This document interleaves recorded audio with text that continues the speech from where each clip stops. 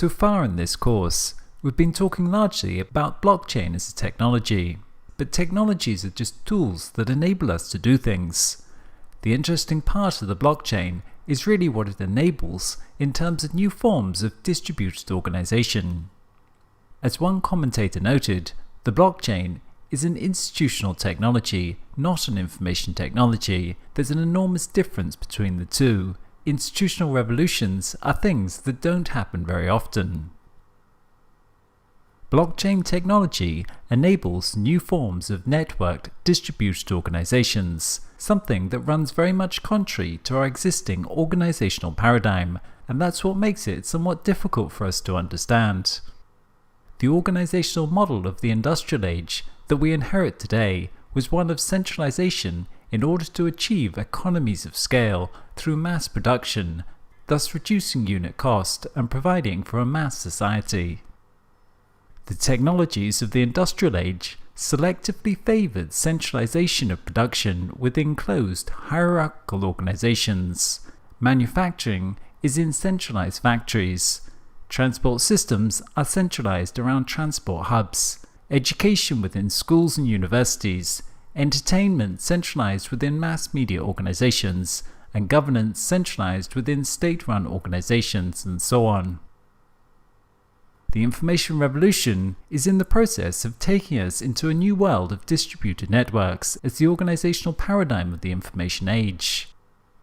The combination of telecommunications networks and computerized coordination enables us to replace centralized management within closed hierarchies with open networks. As the underlying technology matures, we're able to convert more and more systems that were previously closed and centralized and have them managed through automated networks, and the blockchain is just one more stage in this process. We saw this with the rise of the online platforms like eBay, Uber, or Alibaba, social networks, blogging, etc. that built massive networks of users exchanging goods and services.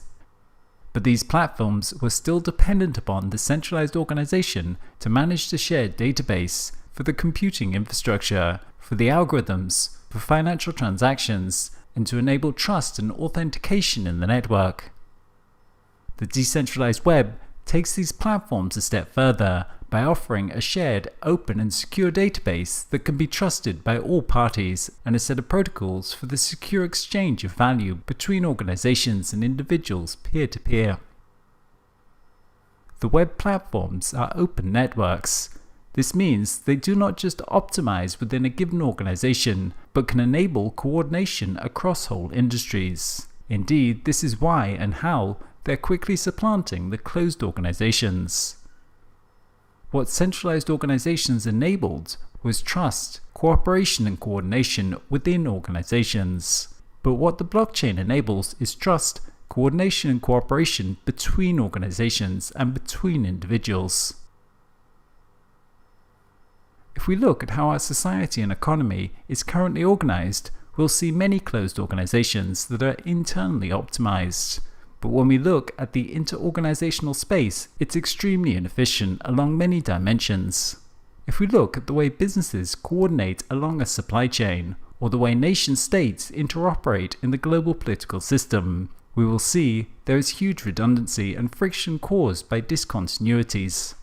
A classical example of this is the border system between nation-states and the bureaucratic procedures for obtaining a visa for moving from one nation to another, which creates a massive amount of friction at the interorganizational space.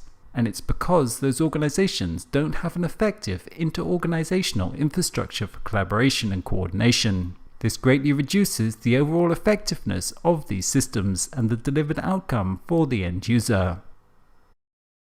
When we look internal to these organizations, they look like efficient, well-oiled machines. But when we look between them, the whole space is very inefficient. The whole space is very ineffective at delivering overall outcomes.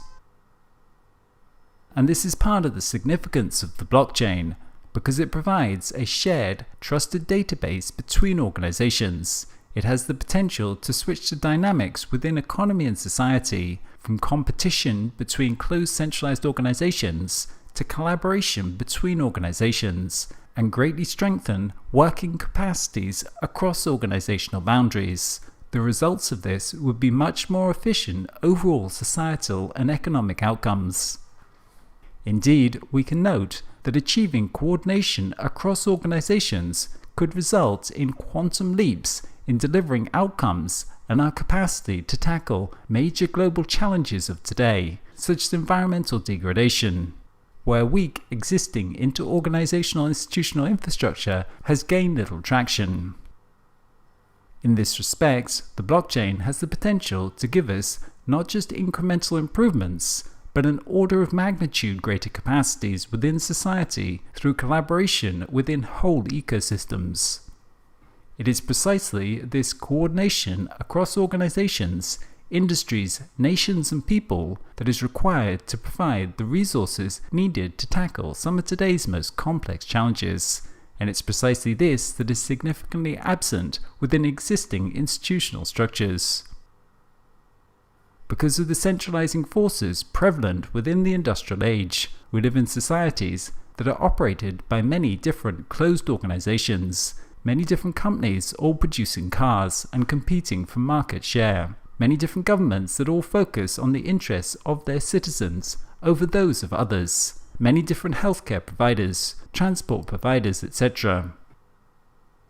The result of this is, though, a huge amount of inefficiency and redundancy when taken as a whole, many different companies all recreating the wheel within their own organizations and expending huge amounts of time and energy on trying to get ahead of their peers.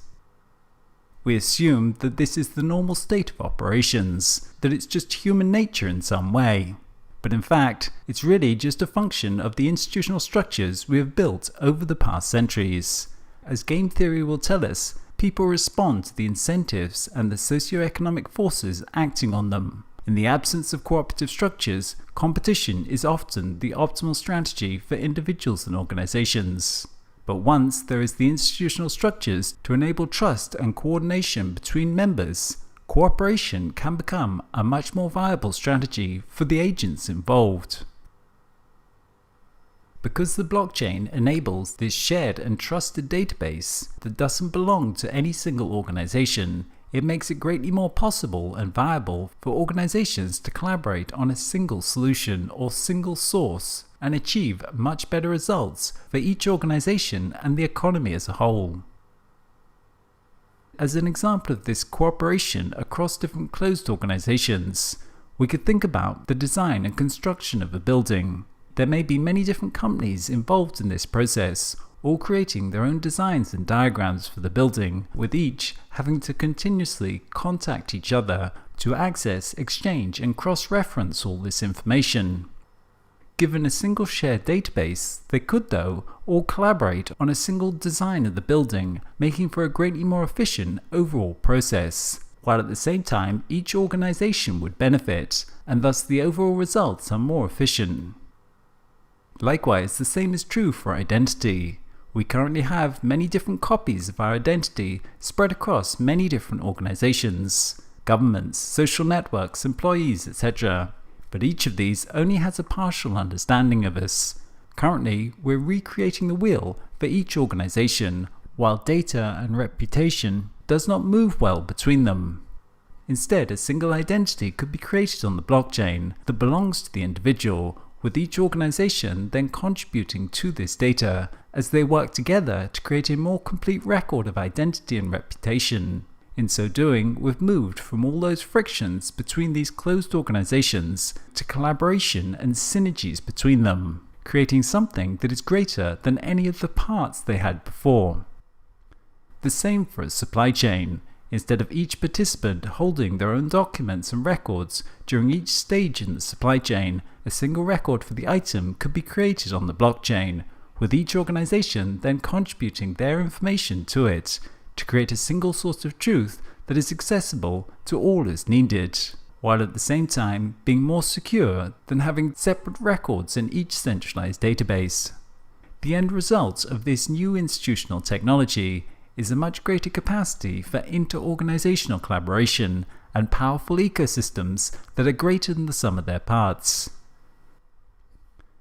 given that all our current systems of organization that are centralized could be decentralized in this fashion using blockchain technology, we can see how it really could enable a reorganization of society and economy. Organizations within society rarely operate in isolation. They function as parts of ecosystems, and the value for society is not created by any one, but instead by the flow of value across the ecosystem. It's not Apple that delivers our iPhones, it's a massive global supply chain of hundreds of different organizations collaborating. Whereas our previous institutional structures optimize for individual organizations, the blockchain optimizes for the value within the whole ecosystem, and thus potentially much greater value for society as a whole. The information revolution is changing the world from disconnected to connected. The genie of hyperconnectivity is out of the bottle, and connectivity along virtually all dimensions is proliferating daily. As a consequence, our systems of organization will change from being based around fixed structures and boundaries to being coordinated via connections. Instead of the control of components through fixed hierarchical structures, organization will emerge out of the interaction and the exchange of value along those interactions. Enabling that will require a massive build-out of secure, frictionless information networks, this global cloud computer of blockchain. To understand better how this shared database that enables inter-organizational collaboration works, we'll talk about distributed ledger technology in the coming video.